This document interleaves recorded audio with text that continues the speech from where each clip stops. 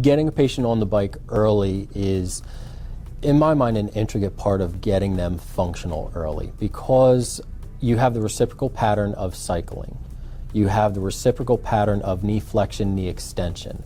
It doesn't have to be a great amount of range of motion initially, especially for a patient who is coming out of a surgery that would be opposed to being on a traditional bike or a traditional upright recumbent bike. So the ability to allow that patient to reciprocally flex and extend the knee in their tolerable range with little to no resistance initially, and then slowly progressing that resistance, it just facilitates that motor pattern in their body so that they can transition to full weight bearing, full reciprocal gait.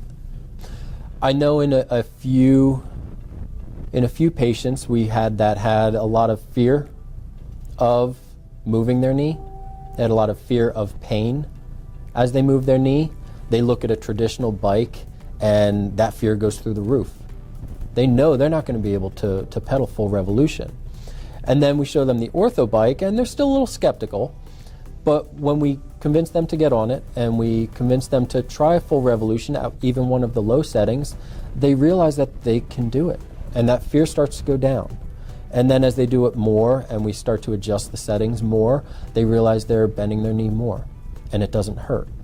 As the patient's fear goes down while they're on the bike, realizing that they can pedal, they can go through a full revolution, they can move their knee or their hip with little to no pain, that decrease in fear leads to an increase in compliance.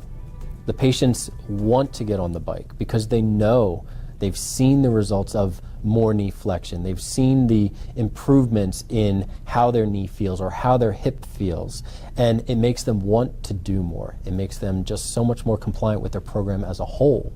That helps us out as therapists to achieve the goals that we want, obviously returning to function with that patient. And so they're more receptive to us as we lead them through their rehabilitation.